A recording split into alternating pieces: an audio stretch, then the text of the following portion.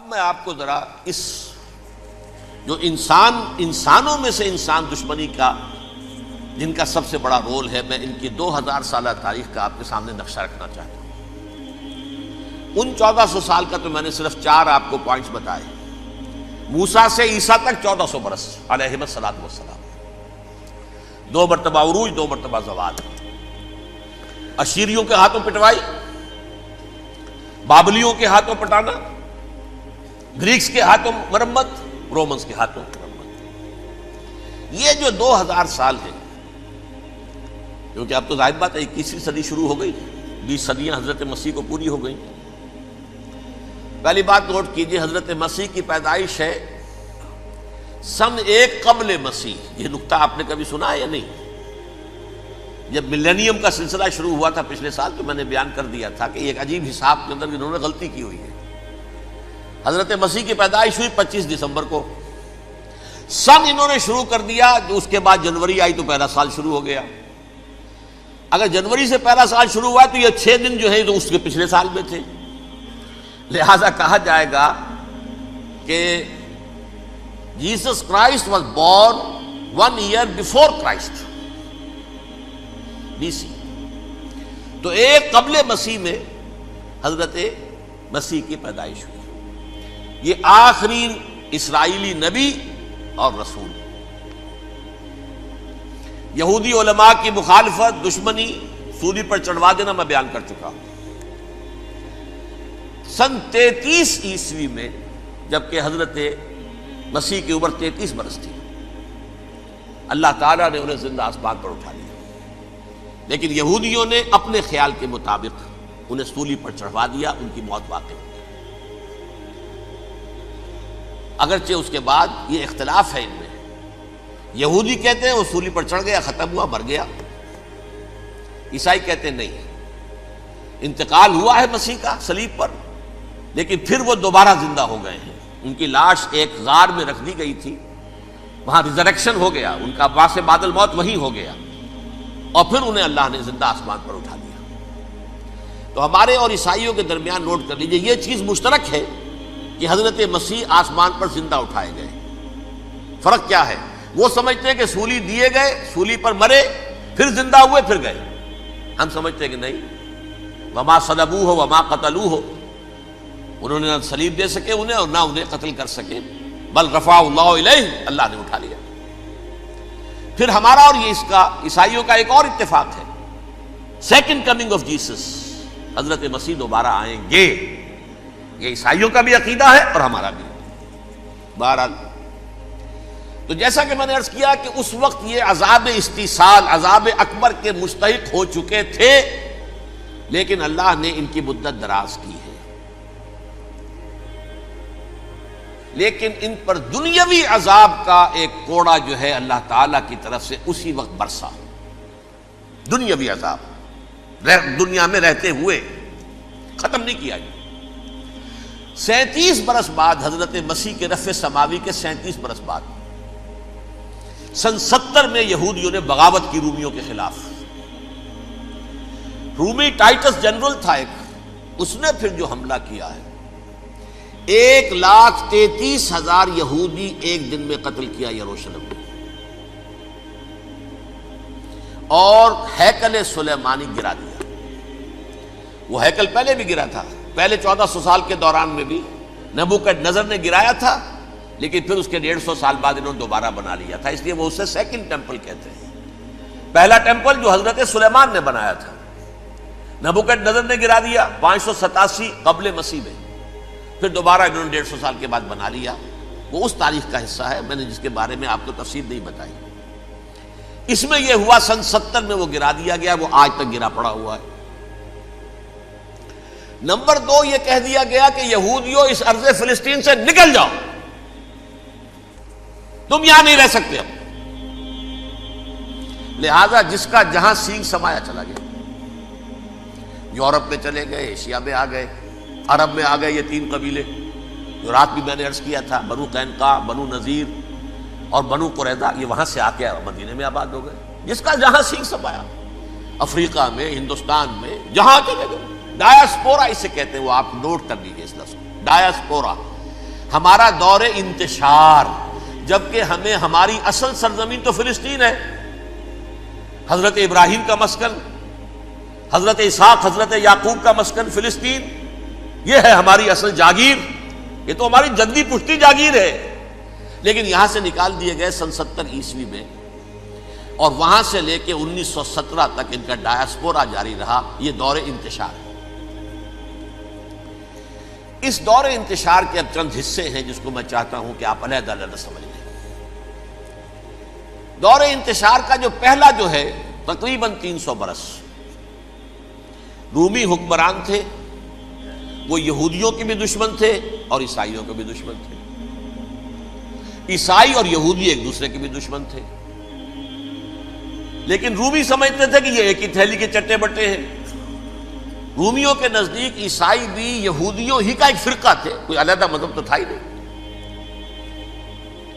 لہذا رومی جو ہیں رومنز وہ ان دونوں کو ستاتے تھے، مارتے تھے، اور یہ آپس میں لڑتے تھے، یہودی عیسائیوں کو مارتے تھے، عیسائی یہودیوں کو مارتے تھے۔ یہ ہے 300 برس تک کی تاریخ۔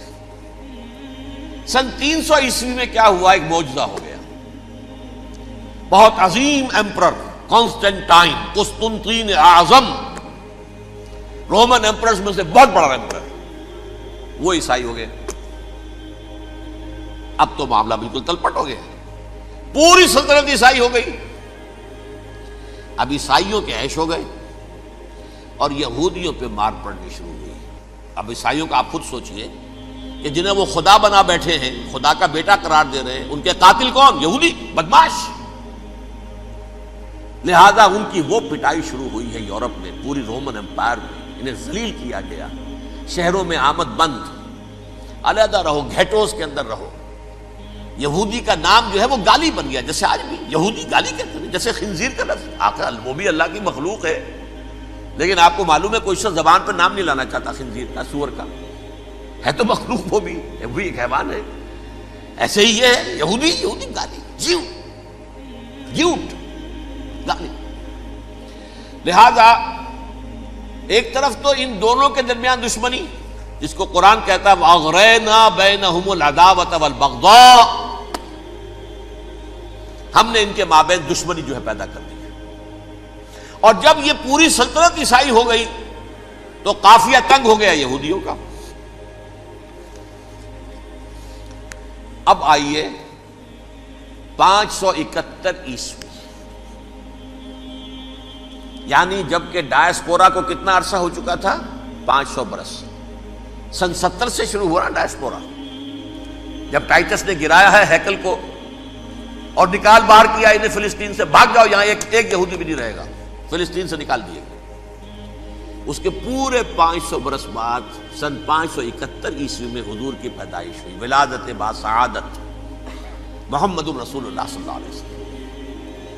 610 میں آپ پر وحی کا آغاز ہوا، لیکن حضور کے ساتھ ان کا معاملہ کیا رہا؟ اول تو جبکہ حضور ابھی مکے ہی میں تھے، یہودیوں نے ریشہ دوانیاں شروع کر دی حضور کے خلاف۔ قریش مکہ کو سکھاتے تھے، پڑھاتے تھے، ان سے یہ پوچھو، ان سے یہ پوچھو، انہیں اس طرح تنگ کرو، ان سے یہ امتحان لو، یہ آپ کے علم میں ہے۔ سورہ بنی اسرائیل میں، سورہ کہف میں وہ سوالات، جو امتحانی سوالات آئے تھے، ذوالقرنین کون تھا، اصحاب کہف کون تھے، تم رسول بنے پھرتے ہو تو بتاؤ، اور یہ روح کی حقیقت کیا بتاؤ۔ یہ ساری ریشہ دوانیاں کر رہے تھے بیٹھے ہوئے، ابھی وہیں پر حضور ابھی پہنچے بھی نہیں۔ ہجرت فرما کر حضور تشریف لے آئے تو حضور نے، جسے ماسٹر سٹروک کہا جائے گا، یعنی اسٹیٹس مین شپ کا ماسٹر سٹروک، آپ نے مدینے میں آتے یہودیوں کے ساتھ پیکٹ کر دیا، جوائنٹ ڈیفنس پیکٹ آف مدینہ، کہ اگر مکے والے ہم پر حملہ کریں گے تو ہم مل جل کر ایک قوم کی حیثیت سے مقابلہ کریں گے۔ یہ میثاق مدینہ کہلاتا ہے، جس کے بہت غلط معنی پہنائے جا رہے ہیں آج کل۔ بہرحال میں موضوع میرا چونکہ یہ نہیں، میں ادھر نہیں جاؤں گا، لیکن ہوا کیا؟ ہر مرتبہ یہ خیانت کے مرتکب ہوئے،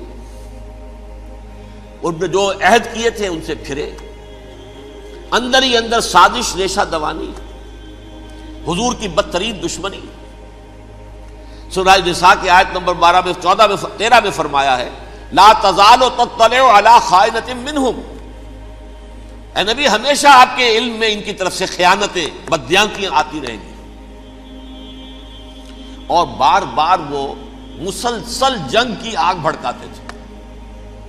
قریش کو دعوت دیتے، آؤ آؤ آؤ ہم اندر سے بغاوت کر دیں گے، تم آؤ تو صحیح، ختم کریں محمد کو اور اہل ایمان کو صلی اللہ علیہ وسلم ورضی اللہ تعالی عنہم اجمعین.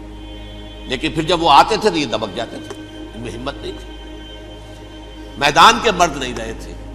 یہ سورہ حشر میں ان کا نقشہ کھینچا گیا ہے. کھلے میدان میں مقابلے کی اس کے اندر صلاحیت ہی نہیں.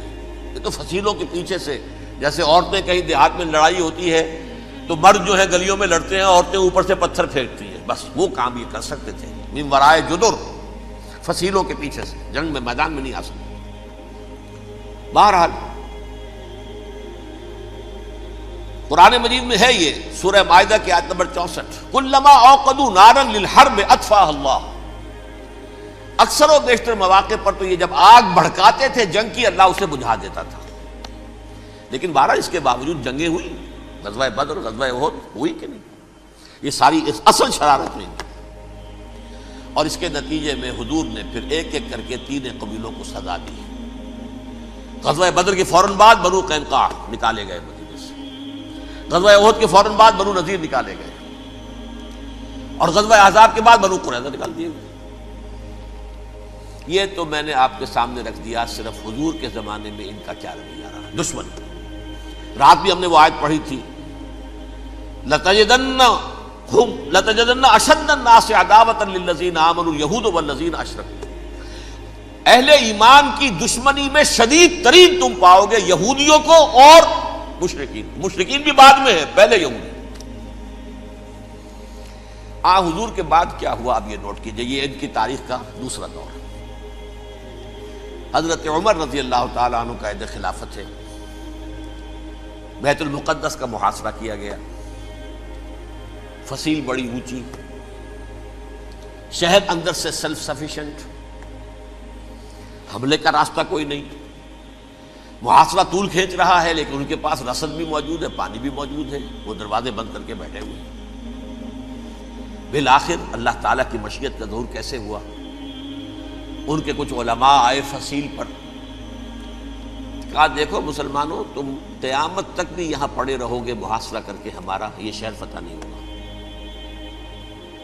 ہاں ایک درویش بادشاہ کے ہاتھوں یہ شہر فتح ہونا ہے، لیکن تمہارے اندر ہمیں وہ نظر نہیں آ رہا. ابو عبیدہ بن الجراح رضی اللہ تعالی عنہ، امین هذه الامہ، ان کا فوراً ذہن گیا وہ درویش بادشاہ مدینے میں بیٹھا ہوا ہے عمر رضی اللہ تعالی. اب ایک اور عمر بھی ہے جو قندھار میں بیٹھا ہے. نقشہ وہی ہے، سادگی کی حد تک نقشہ وہی، بالکل وہی، اپنی آنکھوں سے دیکھا ہے وہی سادگی. عمر اول، عمر ثانی تھے عمر بن عبد العزیز. اب ایک اللہ کے فضل سے اللہ تعالیٰ ایدہ اللہ بنصرتہ، اللہ تعالیٰ ان کی نصرت فرمائے، دشمنوں کو ان کے مقابلے میں نیست و نابود کرے. انہوں نے ریکویسٹ بھیج دی کہ حضور تشریف لائیے، یہ شہر فتح ہو جائے گا. وہ ہے سفر تاریخی، اتنا طویل سفر، تقریباً 700 میل، ایک اونٹ، ایک خادم، ایک منزل پہ امیر المومنین اوپر بیٹھے، خادم آگے چل رہا ہے، اگلی منزل پہ خادم اوپر بیٹھا ہے، امیر المومنین آگے جا رہے ہیں. اور جب پہنچے ہیں تو وہ باری تھی خادم کی. انہوں نے ہاتھ جوڑ دیا، حضور خدا کے لیے تم کیا کہیں گے لوگ، وہ میرا برا حال کر دیں گے، تمہیں شرم نہیں آئی؟ امیر المومنین پیدل آگے چل رہے ہیں نکیل پکڑ کر، اور تم بیٹھے ہو اوپر براجمان ہو. حضرت عمر فرمایا الدور دورک، نہیں باری تمہاری ہے، بیٹھ. اس حال میں پہنچے ہیں. اور پھر یہ کہ ابو عبیدہ بن الجراح آئے ہیں، استقبال کیا ہے تو دیکھا ہے اس حال میں چلے آ رہے ہیں. عمر نکیل پکڑے ہوئے چلے آ رہے ہیں، اور کہتے ہیں کہ کہیں کیچڑ ویچڑ تھا، جوتے خراب ہو گئے تھے، وہ بھی اتار کے ہاتھ میں پکڑے ہوئے، کپڑے تو تھے ہی پھٹے ہوئے. انہوں نے کہا بھی حضرت ابو عبیدہ نے، دیکھیے یہ بڑا متمدن ملک ہے، بڑا مہذب علاقہ ہے یہ، آپ ذرا حلیہ اپنا درست فرما لیں تب جا کے پیش ہم آپ کو کریں گے. آپ نے فرمایا نحن قوم اعزنا اللہ بالاسلام، ہم وہ قوم ہیں جنہیں اللہ نے عزت دی ہے اسلام کے ذریعے سے، کپڑوں کے ذریعے سے نہیں، دولت کے ذریعے سے نہیں۔ اسی حال میں گئے ہیں، اوپر سے انہوں نے کھڑے ہو کر نشانیاں دیکھی ہیں، اپنی کتابیں کھولی، ہاں یہ وہی ہے، اچھا لو جی سرنڈر، شہر تمہارے ہاتھ میں۔ خون کا ایک قطرہ نہیں بہا اور بیت المقدس فتح ہو گیا۔ لیکن اس وقت حضرت عمر نے ایک نرمی یہ کی کہ یہودیوں کے لیے بھی اسے اوپن سٹی قرار دے دیا۔ یہ احسان عظیم حضرت عمر کا، اس سے پہلے یہودی آ ہی نہیں سکتا تھا، داخل ہی نہیں ہو سکتا تھا، وہاں وہ آ کر وزٹ نہیں کر سکتا تھا، زیارت نہیں کر سکتا تھا اپنے مقدس مقامات کی۔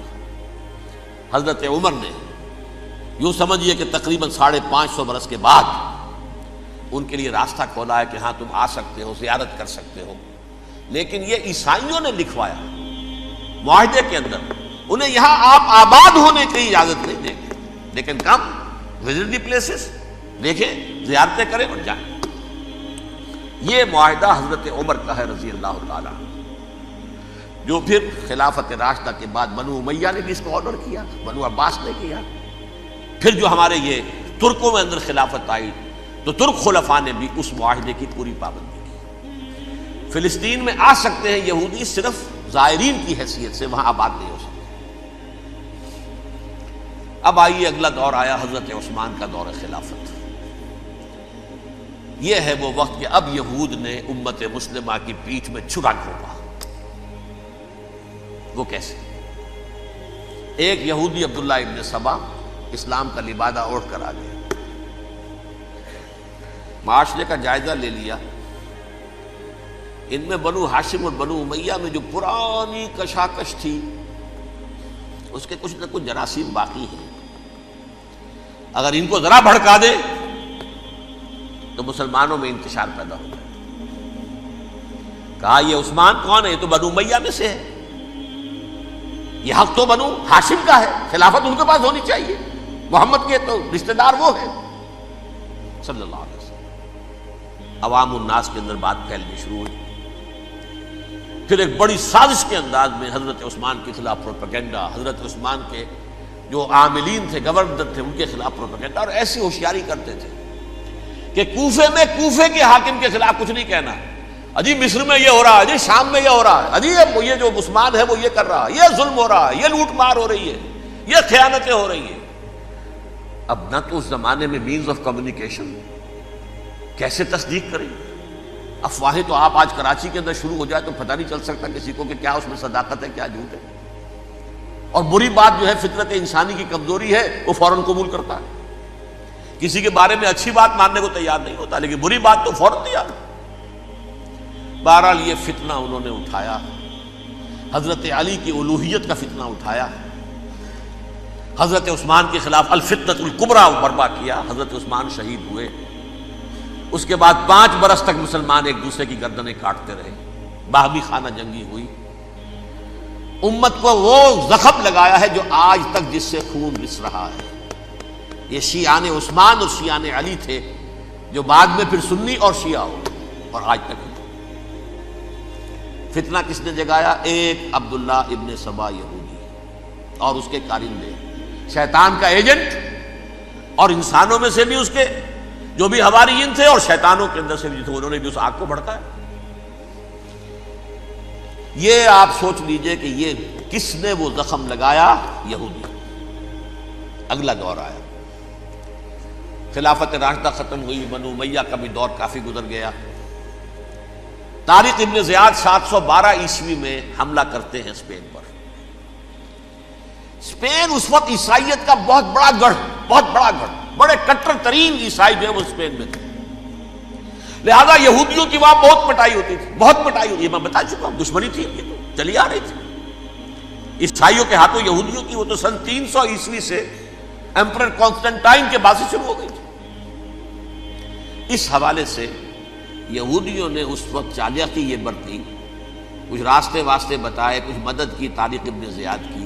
طارق ابن زیاد نے انہیں اپنا محسن سمجھا، ہسپانیہ فتح ہو گیا تو یہودی چونکہ محسنین کی فہرست میں آ چکے تھے، انہیں بہت اقتدار نصیب ہوا، بڑی سپورٹ مسلمانوں نے دی۔ ان کے بڑے بڑے علماء جو ہیں اسی دور کے اندر پیدا ہوئے، بڑے بڑے تھنکرز ان کے اسی دور میں پیدا ہوئے۔ بن گوریون جو کہ ایک وزیر اعظم تھا اسرائیل کا، اس نے یہ لکھا ہے اپنی کتاب میں، Muslim Spain was the golden era of our diaspora, وہ ڈائسپورا جو 70 عیسوی سے شروع ہوا تھا اور 1917 عیسوی تک جاری رہا ہے، اس میں سے گولڈن ایرا ہمارا جو تھا وہ مسلم اسپین تھا، ہسپانیہ میں بیٹھ کر ہم عیش کیے۔ لیکن وہاں سے انہوں نے اور جو کچھ کیا، یہ تو داستان کے تو بہت سے گوشے ہیں، لیکن میں جس اسٹریٹ لائن میں چل رہا ہوں اس کے اعتبار سے ایک بات سمجھ لیجیے، وہاں بیٹھ کر انہوں نے اب عیسائیت کی پیٹھ میں چھرا گھونپا، پروٹیسٹنٹ مذہب پیدا کیا، تقسیم کر دیا، جیسے شیعہ سنی کی تقسیم، عبداللہ ابن سبا، رومن کیتھولک اور پروٹیسٹنٹ کی تقسیم، یہودی علماء۔ ہوتا کیا تھا، ہسپانیہ کی یونیورسٹیاں ہیں، کارڈووا میں ہے، ٹولیڈو میں ہے، گریناڈا میں ہے، غرناطہ، قرطبہ، تولیتلا، اور وہاں آتے تھے لوگ، فرانس سے چلے آ رہے ہیں نوجوان پڑھنے کے لیے، جرمنی سے چلے آ رہے ہیں، اٹلی سے چلے آ رہے ہیں، 3 ہی ملک قریب ترین پڑھتے ہیں سینٹرل جو یورپ کے ہیں۔ یہاں پر جو ہے وہ اسلام جو نور پھیلا رہا تھا اس سے بھی مستفیض ہوئے، جہالت کے جو ہے پردے ان کے وہ چھٹے، اس کے ساتھ ہی وہ یہودی وہاں ان کے اندر جو جراثیم داخل کر رہے تھے وہ اس عیسائیت کے خلاف بغاوت تھی، جو اس وقت دنیا میں عیسائیت اس وقت تھی، پوپ کا راج تھا دنیا میں اس وقت، یورپ میں جو عیسائیت تھی اس میں ایک طرف بادشاہ تھے، لیکن بادشاہوں کی حیثیت وہاں پر یوں سمجھ لیجئے کٹ پتلیوں کی تھی، اصل قوت پوپ کے ہاتھ میں تھی۔ اور پوپ کو انہوں نے جیسے قرآن نے کہا اتخذوا احبارهم ورهبانهم اربابا من دون اللہ، کیونکہ سینٹ پال نے شریعت موسوی ساقط کر دی تھی تو اب شریعت تھی ہی نہیں، پوپ کو اختیار تھا جس چیز کو چاہے حلال قرار دے دے، جس چیز کو چاہے حرام قرار دے دے۔ اتخذوا احبارهم ورهبانهم اربابا من دون اللہ۔ انہوں نے کہا صاحب یہ پوپ کس بلا کا نام ہے، یہ بھی انسان ہے، بات تو ٹھیک تھی نا، اصل حیثیت تو کتاب کی ہونی چاہیے، ڈیوائن بک، دی ریویلڈ اسکرپچر، لہذا یہ کتاب ہر شخص پڑھ سکتا ہے، کوئی پوپ کے باپ کو جو ہے کوئی اس کے لیے پروپرائٹری رائٹس تو نہیں ہے کہ صرف پوپ پڑھ سکتا ہے یا پادری پڑھ سکتے ہیں، ہم بھی پڑھ سکتے ہیں، ہم بھی سمجھ سکتے ہیں۔ یہ باتیں تھی کہ جن کو بڑھا چڑھا کر بیان کر کے اور پوپ کا اقتدار ختم کرا دیا اور توجہ مرکوز کر دی بائبل کی طرف۔ اب بائبل میں بڑا حصہ تو اولڈ ٹیسٹامنٹ کا ہے، نتیجہ کیا ہوا، یہود کی عظمت پروٹیسٹنٹس کے نزدیک مسلم ہو گئی۔ اصل قوم تو یہ ہے، وہ دشمنی بدلی کہ نہیں بدلی،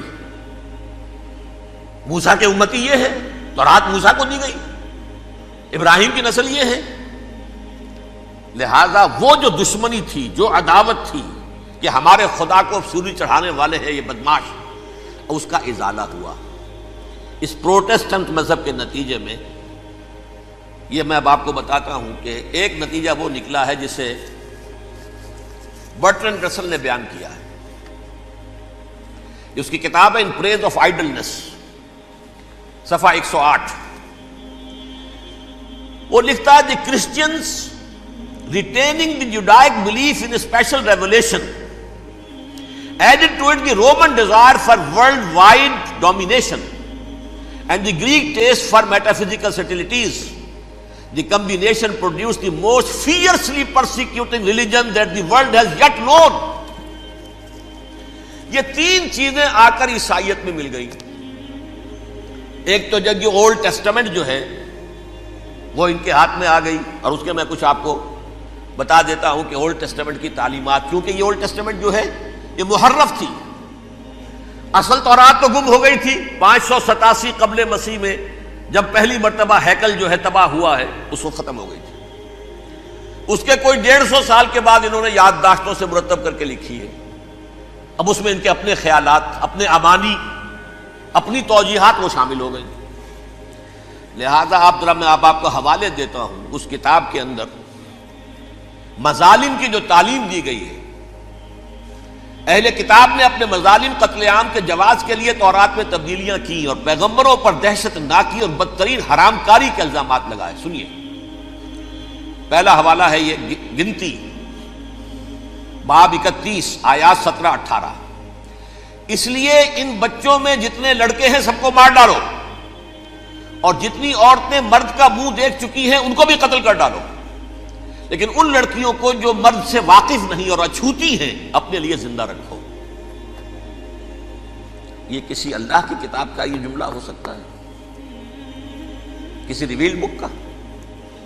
اور سنیے، یہ ہے استثناء ڈیٹرانومی باب 20 آیت 16-18. پر ان قوموں کے شہروں میں جن کو خداوند تیرا خدا میراث کے طور پر تجھ کو دیتا ہے، کسی ذی نفس کو جیتا نہ بچا رکھنا، جیسا خداوند تیرے خدا نے تجھ کو حکم دیا بالکل نیست کر دینا. مرد، عورتیں، بچے، بوڑھے سب ختم. یہ کتاب مقدس ہے. اور سنیے، سموئیل باب 27 آیت نمبر 9. اور داؤد نے اس سرزمین کو تباہ کر ڈالا اور عورت مرد کسی کو جیتا نہ چھوڑا. نمبر 4، ان سب آباد شہروں کو ماں، عورتوں اور بچوں کے بالکل نابود کر ڈالا. کتاب استثناء باب 3 آیت 6. یہ ہے جو کہہ رہا ہے برٹرنڈ رسل، کرسچینٹی میں آ کر اب یہ تین چیزیں شامل ہو گئی.